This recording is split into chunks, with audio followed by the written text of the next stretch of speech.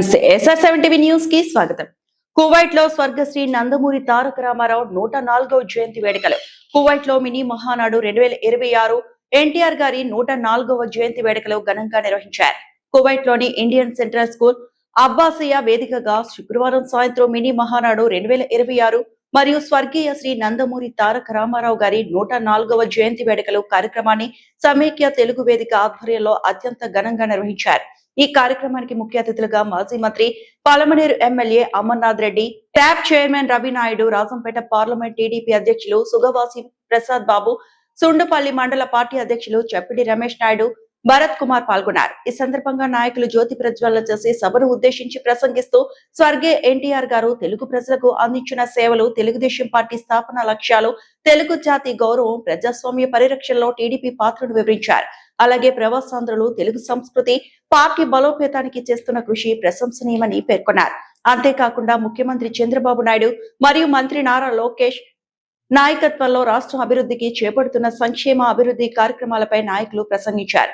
ఈ కార్యక్రమంలో Kuwait TDP నాయకులు, కార్యకర్తలు ముఖ్య అతిథులకు శాలువాలు కప్పి పూలమాలలు వేసి బొకేలు అందజేసి ఘనంగా స్వాగతం పలికారు. ఈ కార్యక్రమంలో వెంకట్ కోడూరి, కంచనారెడ్డి శేఖర్, ఉదయ్ ప్రకాష్ దివాకర్, ముస్తాక్ ఖాన్, రెడ్డయ్య చౌదరి, బాలరెడ్డయ్య బాబు, మారేపాటి దేవి చౌదరి, మురళీ దుగ్గినేని, మస్తాన్, పృథ్వీరాజ్, కాదురిన్, వేణపాశం, వెంకటరమణ, ఎర్రగుంట్ల శ్రీనివాసులు ఇంకా పార్టీ కార్యకర్తలు విజయవంతం చేయడం జరిగింది.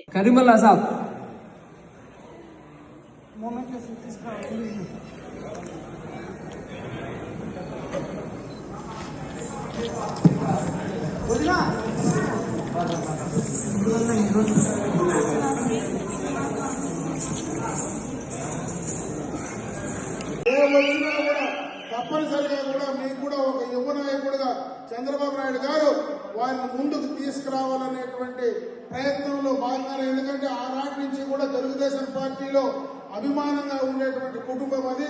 ఈ రోజు మళ్ళా చంద్రబాబు నాయుడు గారు ఆ కుటుంబంలో వ్యక్తిని మళ్ళా రాజకీయంగా నేను అన్ని రకాలుగా సహకరిస్తాను, మీరు ముందుండి పనిచేయాలని కోరారు. కాబట్టి ఆయన అండ ఖచ్చితంగా ఆ ప్రాంతంలో పాత కడప జిల్లాలో ఖచ్చితంగా మీకు ఉంటుంది. ఇటుపక్క ఎప్పుడైనా అటు చిత్తూరు కానీ మదనపల్లి ఏరియాలో ఏదైనా అవసరం ఉంటే ఆ ప్రాంతంలో నేను కూడా ఉన్నాను. కాబట్టి ఖచ్చితంగా నా దృష్టికి కూడా తీసుకొస్తే నా వంతు చేయగలిగినటువంటి కార్యక్రమాలు తప్పకుండా చేసే ప్రయత్నం చేస్తానని చెప్పి ఈ సందర్భంగా మీ అందరి దృష్టికి తెస్తా ఉన్నాను. ఎందుకంటే జనాన్ని చైతన్యపరిచే రాష్ట్ర మంత్రి లోకేష్ బాబు గారు తిరిగి 2024లో ఎప్పుడూ లేని విధంగా చూసి ఎన్నో రాష్ట్రాల్లో ఈ రోజు కూడా ఆ పథకాలను కొనసాగిస్తున్నారు. అంత అద్భుతంగా ధన్యమైంది. రాబోయే కాలంలో కూడా మీరు ఇలాగే గర్వంగా మేము తెలుగుదేశం పార్టీ కార్యకర్తము అనే చెప్పుకునే విధంగా తెలుగుదేశం పార్టీ రూపొందుకుంటుంది. రాబోయే కాలంలో కూడా ఎంతో మన నందమూరి తారక రామారావు గారు